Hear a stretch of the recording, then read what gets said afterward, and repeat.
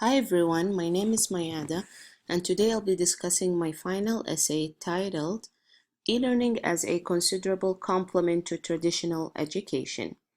Because technology has constantly changed our lives, uh, advances in information technology also has an effect in education as it imposes new demands to improve its quality, especially with the crisis facing our colleges nowadays.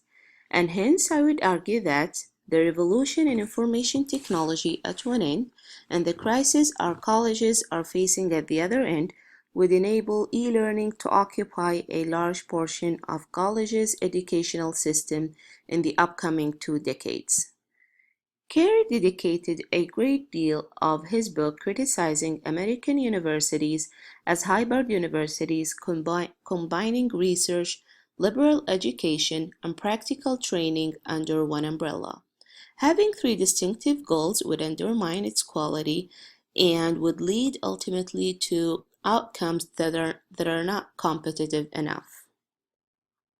And efficient evidence has been presented by Aram and Ruska in their book, where they reflect on a longitudinal study that followed 2,300 students at 24 universities over the course of 4 years to measure their improvements in terms of both critical thinking and writing skills. The study showed that more than a third of students showed no improvements in critical thinking skills while their grades kept improving. Among the disturbing findings highlighted by the study is that grades given by colleges aren't truly reflective of the learning and knowledge gained by their students. Along the same line, Carey in his book argues that in the era of internet and social media, college credentials aren't necessarily what define our knowledge, profession, and expertise, and that college's credentials missed a great deal of important information about people, especially what they actually learned in college. He argues that the most beneficiary of college credentials are employers, where they view them as useful signals that are universally understood and therefore free, since they don't have to pay anything extra in the process of initial screening for job candidates. Another disadvantage is that by relying on those credentials, employers are missing out on the soft skills graduates demonstrate beyond college education, especially in the era of ubiquitous learning. As we've read in Haythornthwaite's book, ubiquitous learning is possible because of the many forms of computing that pervade our daily lives, especially with the emergence of Web2, social media, and other participatory community. This opens up the possibility of learning anywhere, anytime. And here where the online credentials such as badges come into play to account for such a lifelong learning and experience.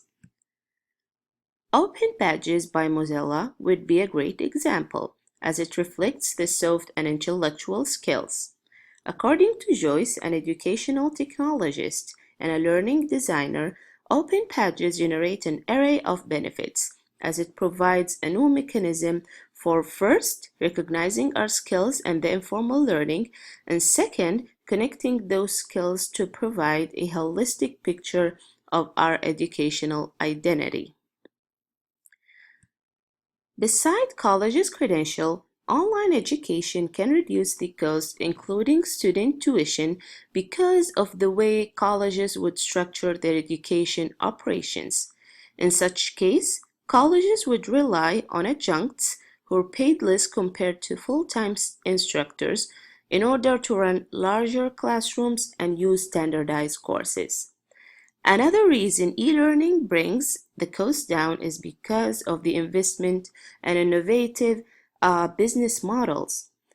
We came across many examples in the classroom. MOOC model, Minerva schools at KGI, where students physically live together in residence halls and learn in virtual innovative classrooms.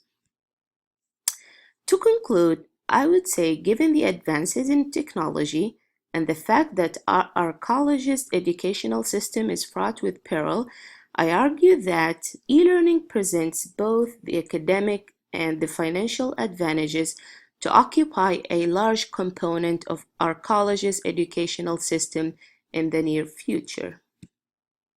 Thank you.